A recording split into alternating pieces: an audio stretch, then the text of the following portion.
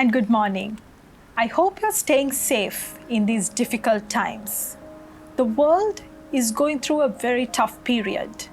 Movement is restricted, travel is limited, and many major events around the world have either been cancelled or postponed. The world of sports has experienced a tremendous backset, with many tournaments and league games being postponed, including the Tokyo 2020 Olympic Games, which was to be held in summer of this year. On this backdrop, how does it play out for Sri Lankan athletes? Are they able to continue their regular training? To find out, we have with us today Dr. Daminda Attanayake, sports and exercise physician from the Institute of Sports Medicine in Sri Lanka. Hi, Doctor. Hello. Welcome. Thank you. Thank you for joining us today. Tell me, are athletes able to continue their regular training during this time? Yeah, good question. See, now as we know, the COVID-19 situation around the world is varying. Today it will be totally resolved, but the next day it will be another seasonal outbreak. Exactly. So it's like a pendulum. So Yes. we have to somehow live with this for another maybe two or 3 years. Yes. So we have to find out a way to continue all our daily activities, day-to-day activities, without any interruption. For sports mainly, because if our athletes do not train at least for about 3 weeks, they will go into a situation called detraining. So it will be very hard for them to catch up again because they have to maintain a certain level of physical fitness depending on their sport. So therefore, yes, they have to do some training. So depending on what is the situation where they are, this training could be either individual based or either will be with the coach and the other members of the team. So yes, they have to continue training. Thank you, Doctor. Are they able to continue their training at any training venue in any part of Sri Lanka? Now that's a good question. Right now we know that there are several parts in Sri Lanka is under quarantine curfew. Exactly. Which means like Yes. they are not allowed to gather around with other team members or travel within that area. So therefore these areas, if you're trying to do your training, we would suggest to do a virtual with virtual instruction by their personal trainer or the national coach, or if recreational athletes, they have their personal trainers or they have their own workouts, they can do it at home. But other parts of Sri Lanka, they can continue with their training. However, with the recommendations from the health ministry, the sports ministry has issued their guidelines that they should go into certain phases. We have categorized the phases of training depending on, as I told you, the COVID situation in Sri Lanka. So therefore, we are suggesting there are several type of training, like not the normal training day to day that we used to do, but several type of training according to the COVID situation in several parts of Sri Lanka. So in police curfew areas, basically no training outside, it's virtual with the virtual instruction, training individually. Other parts, it depends. Got it. The world has gone virtual and it looks like training will also have to definitely go virtual. You mentioned about the police curfew areas. For athletes residing in police curfew areas, what sort of measures should they take to resume training? Okay, so you mean after this situation, is it?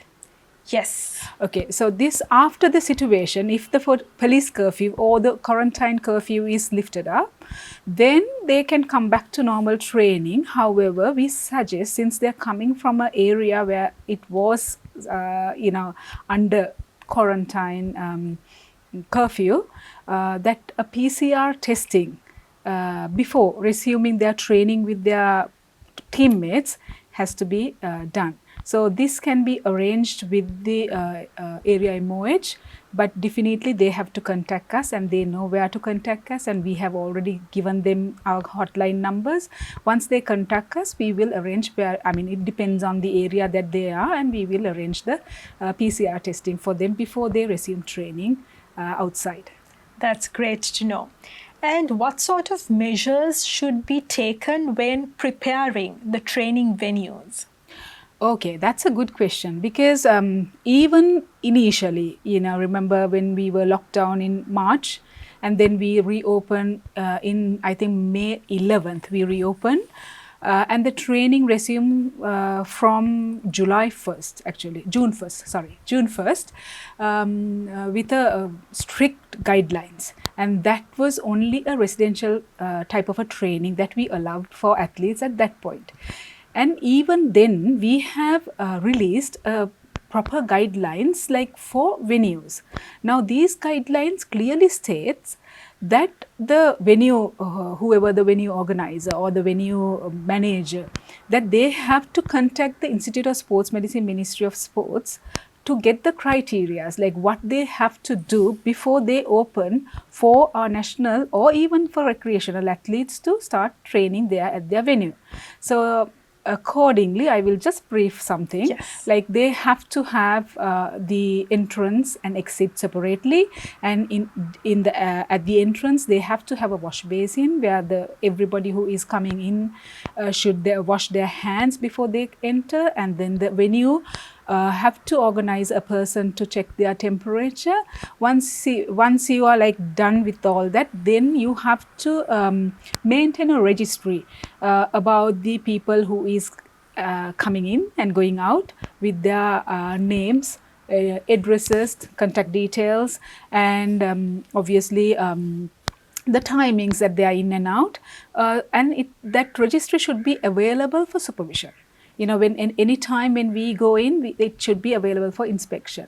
Right. Now, once they're in the venue, they have to organize a separate place, which is called an isolation room. Has to be pre-identified and locked and kept, just in case if you identify the athlete who is like down with the symptoms, or you're suspecting with COVID-19, then you don't let him go or just wander around or send him through public transport, or even do not release him. Just ask him to wait in this isolation room, and you have to contact the public health authorities. And adding to that, the signages, like stating all these important messages, should be displayed in crowded areas, as well as pre-identified and recommended areas. They have to have either wash basins or sanitizers around the training venue, with closed bins for used tissues. These are some main points. And obviously, before they open for the athletes, they have to get a certification from the area MOH. And that certification has to be obtained prior to open your venue for the athletes. Right. Thank you for that, Doctor. So we have many institutions and websites which provide guidelines related to the pandemic.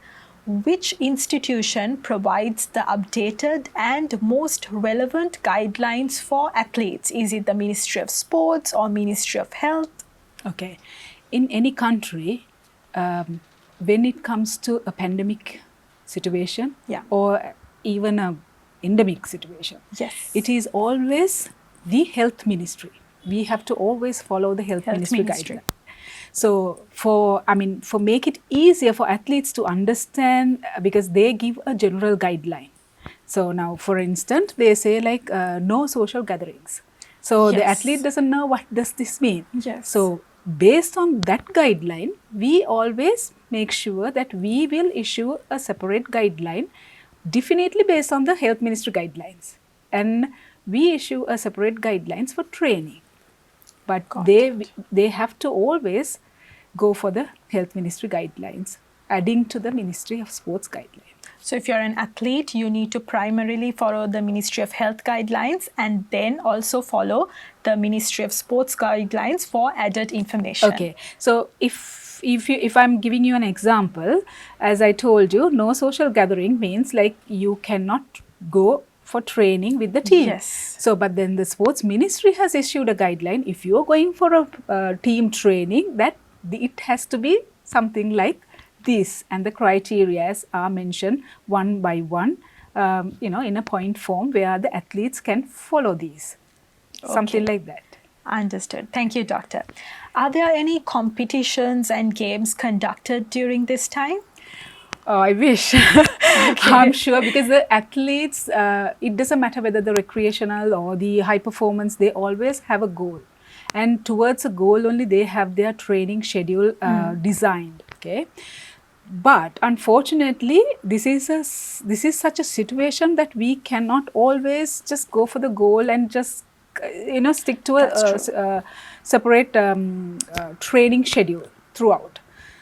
And Health Ministry has issued a guideline with this situation, with this outbreak, that it is valid up to October 31st, says that you cannot have social gatherings, and they have allowed only the weddings and funerals. So therefore, I don't think that the sports ministry wants to go beyond that. So they have also cancel all the competition right now. But if there is any association or any federation that they wish to conduct one of their competitions, then it is better that they send their request through sports ministry to the health director general for special approval. Otherwise, I don't think that they should have their competition without those approvals. All right. If an athlete is experiencing symptoms related to COVID-19, what sort of measures should they undertake? All right. Now, that's a good question, actually. See, now I cannot tell that exactly these national or recreational athletes, if they are in good physical fitness form. Yes. Sometimes they don't have the symptoms. They just, if they check randomly, they will be positive. Right. Okay, because they don't have symptoms.